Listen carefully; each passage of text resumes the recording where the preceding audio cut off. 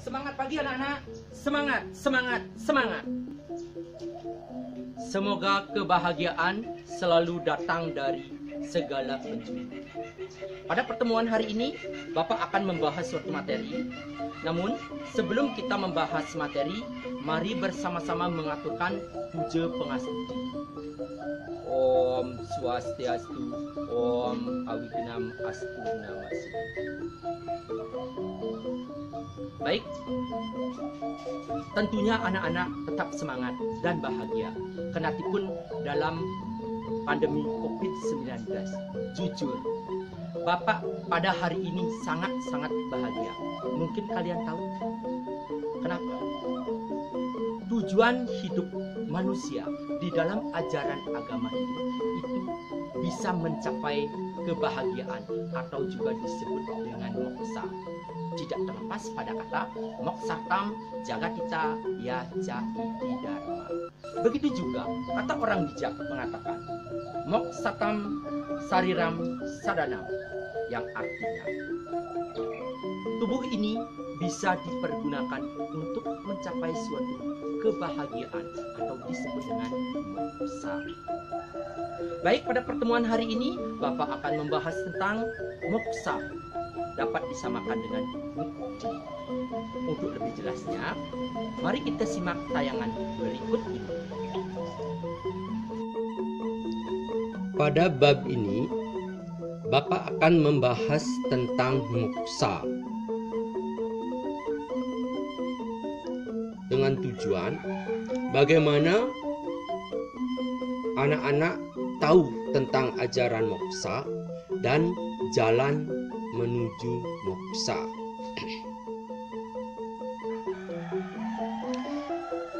Pada tayangan ini dapat kalian lihat ya, ada foto. Di sini terdiri dari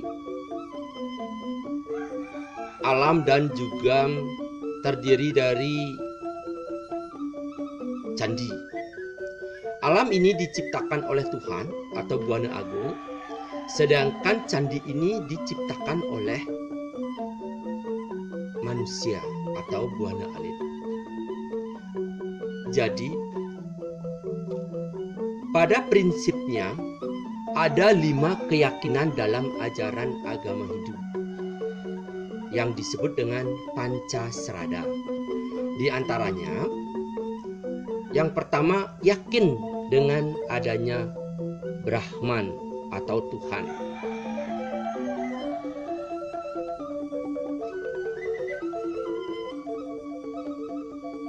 Melalui gambar ini dapat kita lihat bahwa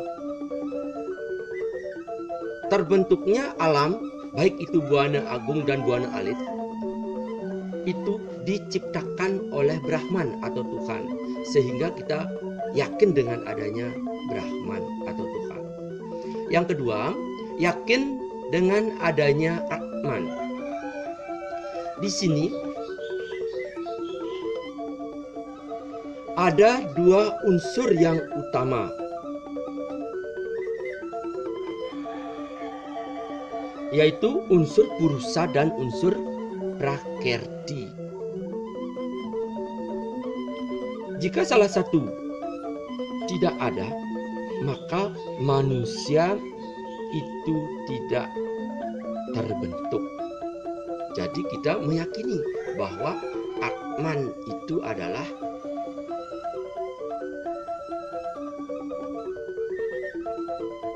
dapat kita yakini. Yang ketiga, yakin dengan adanya karma pala. Karma pala itu adalah hasil perbuatan. Apabila kita berbuat baik, maka kita akan mendapatkan hasil yang baik. Dan begitu juga sebaliknya. Apabila kita berbuat tidak baik, maka kita akan mendapatkan hasil yang tidak baik pula. Ini tidak terlepas pada hukum sebab akibat. Yang ketiga, yakin dengan adanya punarbawa. Punarbawa itu adalah lahir kembali atau reinkarnasi. di sini terkait dengan reinkarnasi, ya, bahwa setiap manusia pasti memiliki karma wasana atau bekas perbuatan. Apabila seseorang masih memiliki bekas-bekas perbuatan, maka dia cenderung akan terlahir kembali atau disebut dengan punarbawa. Yang kelima, yakin dengan adanya moksa. Moksa itu adalah suatu kebebasan yang menjadi tujuan hidup tertinggi. Dan moksa itu juga merupakan suatu kebahagiaan. Ya. Selanjutnya di sini juga Bapak akan tayangkan tentang foto atau gambar. Terlihat sekali bahwa foto ini adalah menunjukkan suatu kebahagiaan. Ya, tidak terlepas pada kebebasan yang dia dapatkan. Sehingga di dalam ajaran agama Hindu itu ada 4 tujuan hidup dalam ajaran agama Hindu yang disebut dengan catur purusarta, yaitu ada dharma, ada arta, ada kama, dan ada moksa. Dharma atau kebenaran. Bapak yakin apabila anak-anak mampu melaksanakan dharma atau kebenaran, maka kebebasan atau kebahagiaan pasti akan anak-anak dapatkan. Yang kedua, harta atau kesejahteraan. Apabila kalian mampu mendapatkan harta dan atau kesejahteraan, maka kebahagiaan pasti akan kalian dapatkan. Begitu juga kama, keinginan atau kenikmatan duniawi.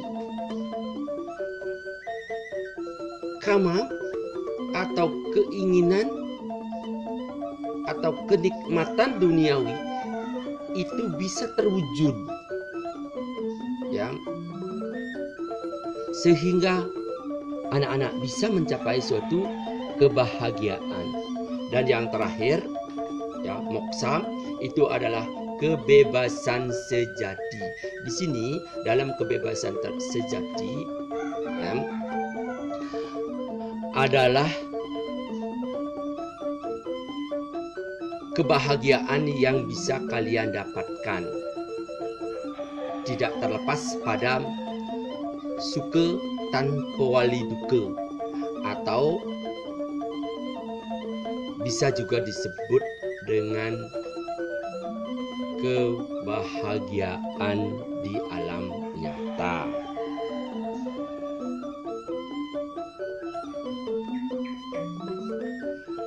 Pada gambar ini dapat kita lihat bahwa orang yang sedang bahagia, ya, di sini mungkin dapat kalian lihat bagaimana orang tersebut menaikkan tangan terkait dengan bagaimana dia melampiaskan rasa kebahagiaannya. Ya. Ada istilah-istilah lain daripada moksa atau kebahagiaan atau kebebasan, ya, yaitu ada yang bilang nirwana, ada yang bilang nisreyasa atau keparamartan. Adapun bagian dari tingkatan-tingkatan moksa, antara lain yang pertama jiwa mukti, adalah tingkatan moksa yang dapat dicapai oleh seseorang semasa hidupnya, di mana atmanya tidak lagi terpenuhi oleh gejolak indria dan maya. Tingkatan ini dapat disamakan dengan samipya dan sarupya.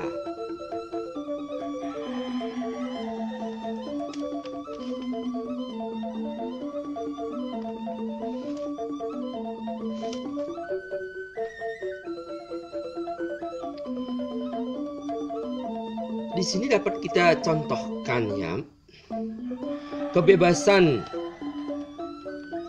yang didapat semasa hidupnya itu tiada lain adalah orang sulinggih mungkin ya. Melalui dia mendekatkan diri kepada Tuhan, dia bisa mencapai suatu kebahagiaan. Yang kedua ada Wideha Mukti, adalah tingkatan kebebasan yang dicapai oleh seseorang semasa hidupnya. Tingkatan ini dapat disamakan dengan Salokya. Yang ketiga ada Purna Mukti, adalah tingkatan kebebasan yang paling sempurna, di mana keberadaan Atman telah menyatu dengan Brahman. Tingkatan ini dapat disamakan dengan Sayujya. Ya. Di sini dapat kita ketahui menyatunya Atman dengan Brahman. Ya. Inilah yang menjadi tujuan hidup manusia atau disebut dengan Satchit Ananda. Dari gambar ini terlihat bahwa ada sinar. Ya, ini tiada lain adalah sinar suci Tuhan untuk mencapai kebahagiaan. Bagaimana caranya? Berdasarkan tubuh dan atau lahiriah manusia, tingkatan-tingkatan moksa dapat dijabarkan sebagai berikut. Yang pertama, itu ada yang disebut dengan moksa, yaitu apabila seseorang sudah mampu mencapai kebebasan dengan meninggalkan badan kasar. Di sini dapat kita ketahui bahwa antara purusa dan prakerti atau badan halus dan badan kasar terlepas. Ya, tetapi mayat atau jasadnya masih terlihat. Itu. Terus yang kedua, adimoksa adalah apabila seseorang sudah mencapai kebebasan rohani dengan tidak meninggalkan mayat atau jasad, tetapi meninggalkan bekas-bekas seperti abu ataupun tulang. Itu. Di sini yang membedakan antara moksa dengan adimoksa. Kalau moksa itu masih terlihat jasad atau mayatnya, tetapi kalau adimoksa di sini hanya terlihat abu ataupun tulangnya saja. Itu ya.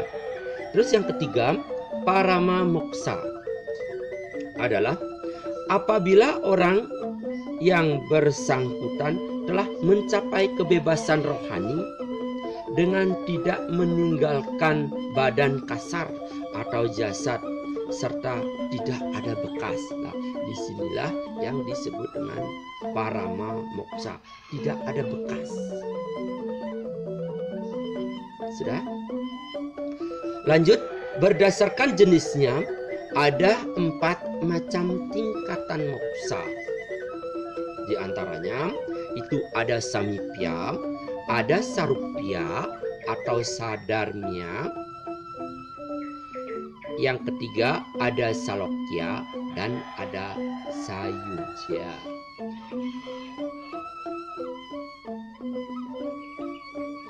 Samipya adalah kebebasan yang dapat dicapai oleh seseorang semasa hidupnya di dunia ini.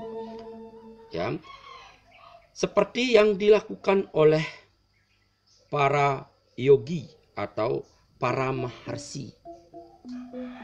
Di sini dapat kita ketahui, apabila para maharsi atau para yogi dapat menyatukan dirinya dengan Sang Pencipta, maka dia akan bisa mencapai suatu kebahagiaan atau kebebasan, atau disebut juga dengan moksa. Yang kedua, sarupya atau sadarmia. Di sini dapat kita ketahui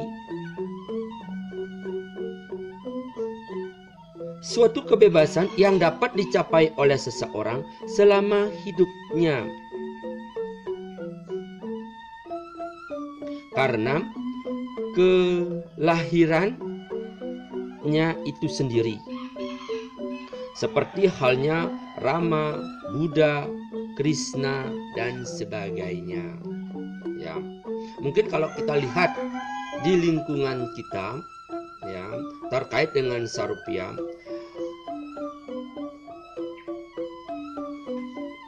kebebasan yang dia dapatkan berdasarkan atas kelahirannya, mungkin dapat Pak lihat contohnya itu seperti halnya seorang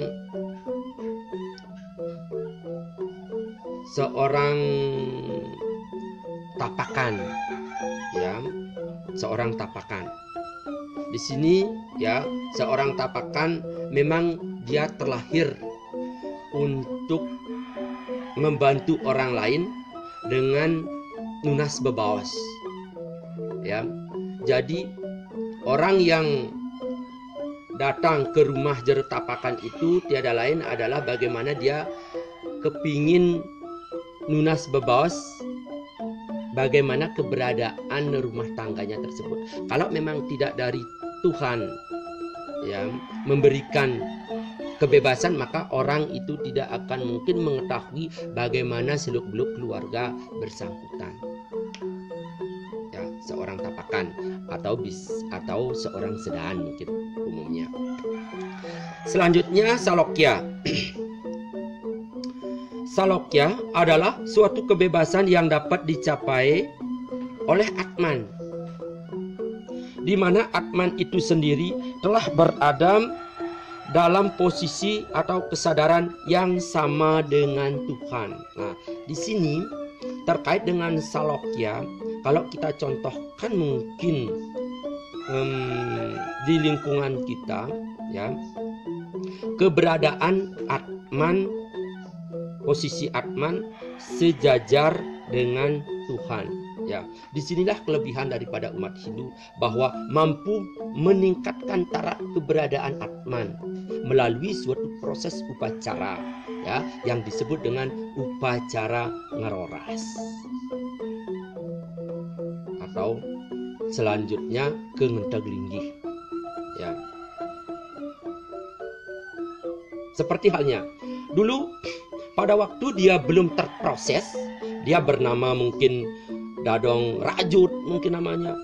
Tapi setelah upacara itu berlangsung melalui suatu upacara ngeroras ngentaglinggih, maka nama Dadong Rajut itu berubah menjadi Ide Yang atau Yang Kompiang. Itulah kelebihan daripada umat Hindu mampu meningkatkan taraf keberadaan Atman melalui suatu proses upacara.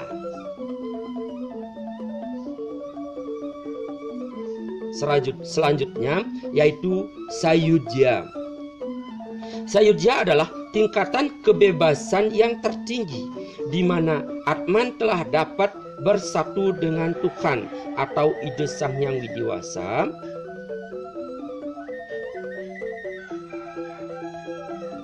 Ya, keberadaan ini disebut dengan Brahman Atman Aikyam, atau sesungguhnya Atman dan Brahman adalah tunggal. Ya, di sini menyatunya Atman dengan Brahman. Maka apabila keberadaan tingkatan ini bisa tercapai, maka keberadaan Atman tidak akan mungkin dia berinkarnasi lagi. Karena apa? Karena dia sudah menyatu dengan Brahman. Itu. Kalau Salokya masih ada kecenderungan untuk berinkarnasi karena dia belum menyatu, cuma keberadaannya masih setara dengan Tuhan. Itu yang membedakan antara Salokya dengan Sayudya. Sudah? Bisa paham anak-anak?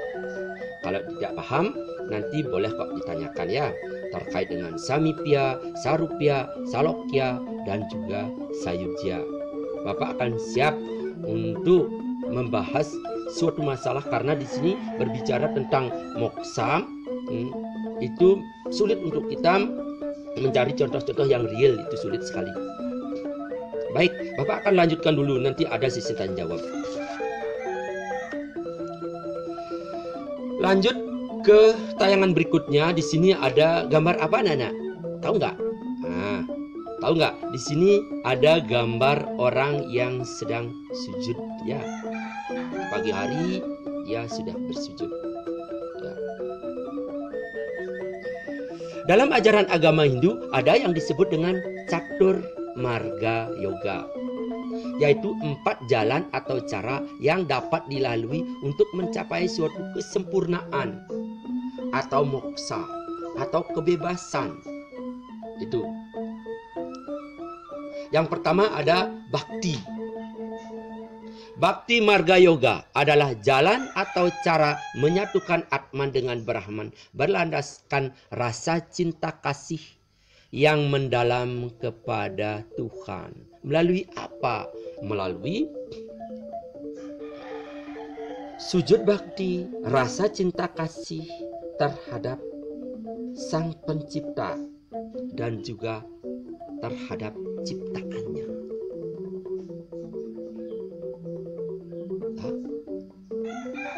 Sudah yang kedua, itu ada Karma Marga Yoga, jalan atau cara untuk mencapai kesempurnaan atau moksa melalui berbuat tanpa pamrih. Di sini dapat kita ketahui, kita berbuat baik itu kepada Sang Pencipta ataupun juga ciptaannya, ya, melalui tanpa pamrih atau tidak memerlukan imbalan. Apabila kita mampu berbuat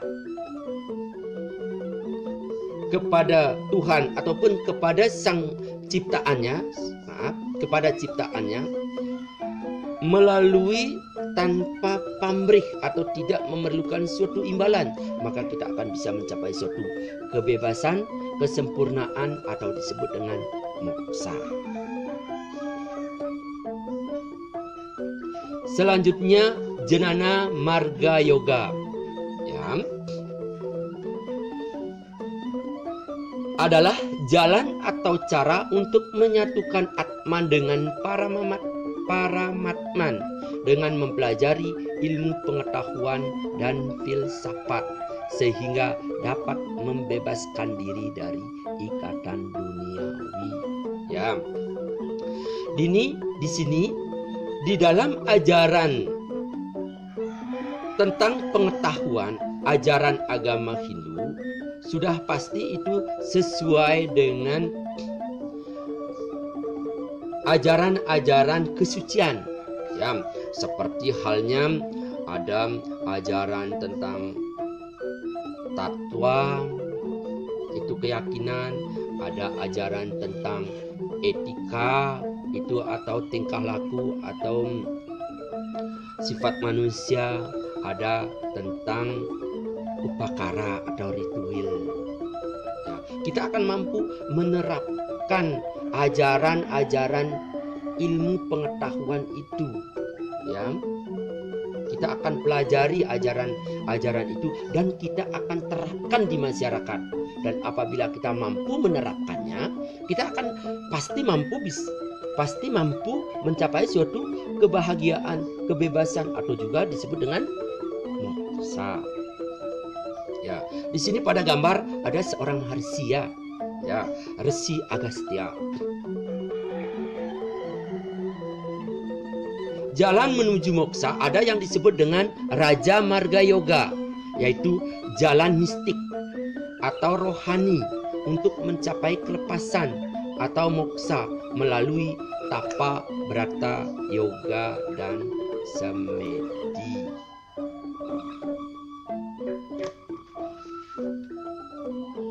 Di di sini ya, melalui ajaran-ajaran mistik itu ya, banyak kok ajaran-ajaran mistik di lingkungan kita ya.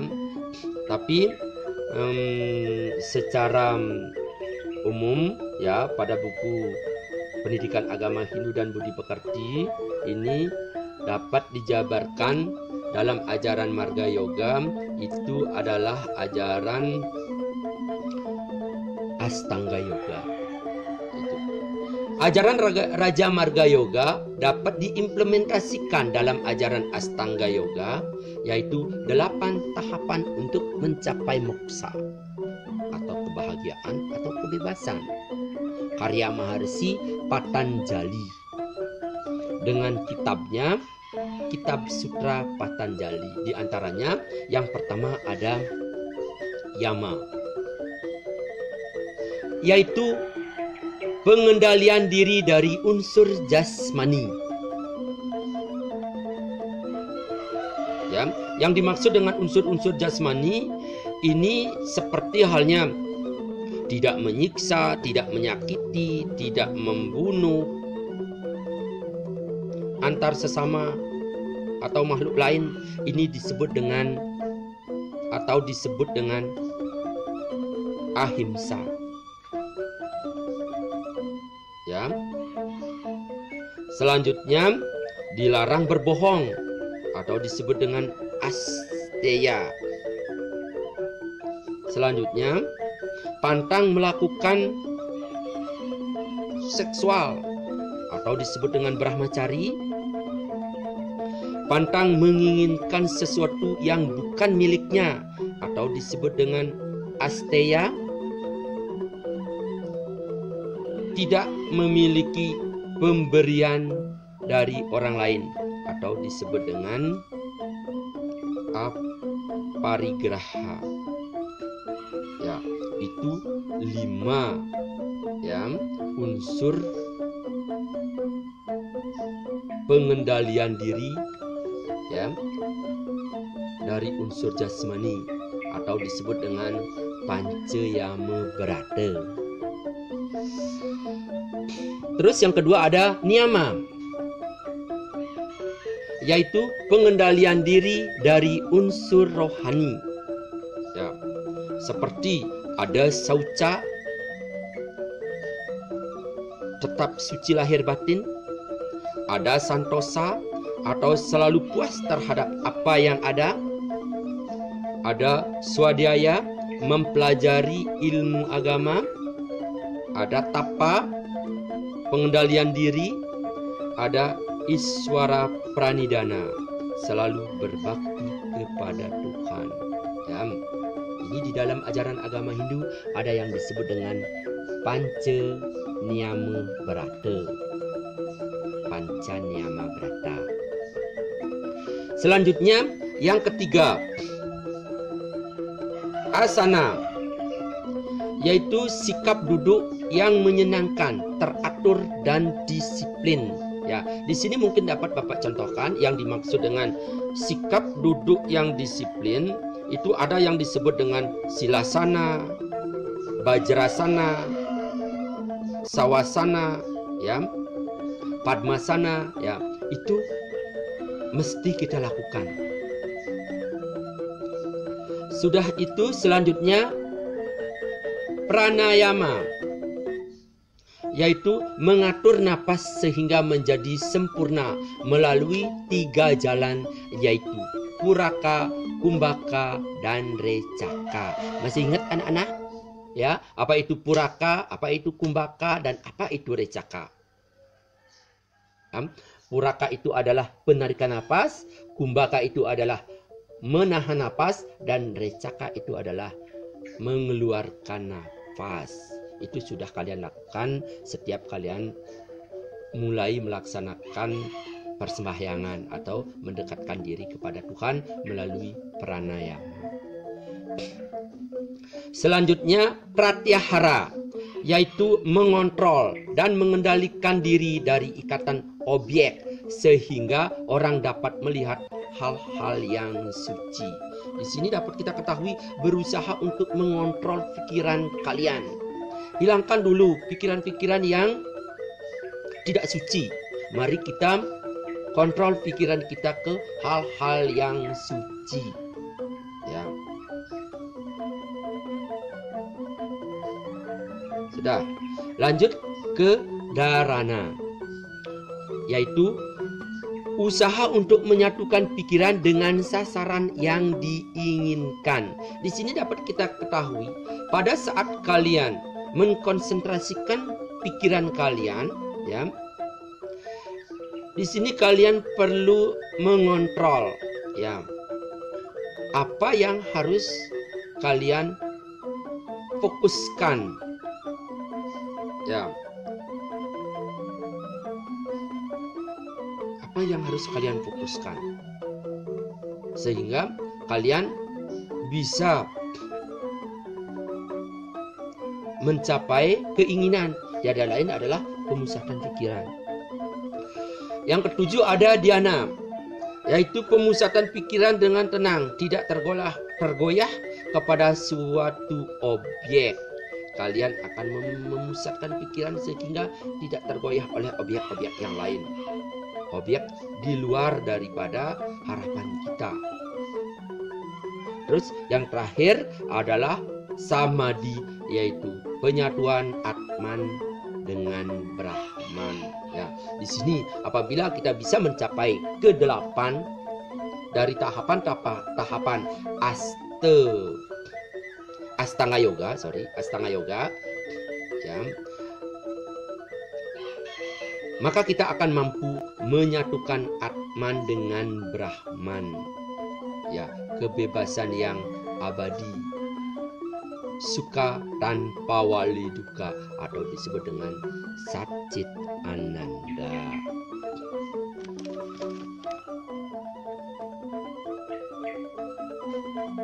Nah, ini Bapak tayangkan foto Maharsi Patanjali, ya, kitab Astanga Yoga.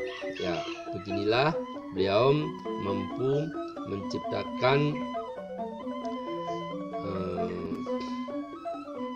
8 macam pengendalian pikiran, ya, yang disebut dengan Astanga Yoga. Baik, itu mungkin yang bisa Bapak berikan atau yang bisa Bapak paparkan pada pertemuan hari ini, ya. Nanti terkait dengan pertanyaan-pertanyaan atau kurang jelas, mungkin boleh kalian lihat pada buku pendidikan agama Hindu dan Budi Pekerti, ya, atau boleh Pak WA langsung atau japri langsung ke Bapak, ya, atau mungkin boleh kalian bertanya lewat Google Classroom, ya. Di sana Bapak sudah sediakan media-media seperti Google Classroom, silakan kalian pergunakan itu, ya. Bapak akan siap kapanpun kalian mau bertanya, Bapak akan siap untuk memecahkan suatu masalah atau menjawab pertanyaan-pertanyaan yang mungkin kalian belum pahami, ya, terkait dengan ajaran moksa. Dan yang terakhir, ya, Bapak juga lampirkan berupa LKPD atau LKS di Google Classroom. Itu silahkan kalian jawab, ya. Di sana ada 2 jenis soal, yaitu soal objektif dan soal esai, ya. Silahkan itu dijawab, ya. Dijawab pada kertas lempiran atau dijawab pada buku latihan. Kalian foto dan kalian kirim ke Google Classroom. Baik, itu tadi kita sudah bersama-sama menyimak video pembelajaran. Mungkin ada kata-kata Bapak yang tidak berkenan di hati anak-anak. Bapak minta maaf. Orang bijak mengatakan, tan hane wong swasta anulus, tidak ada manusia yang sempurna di dunia ini. Akhir kata, Bapak akhiri dengan Parang Santi. Om Santi, Santi, Santi. Om.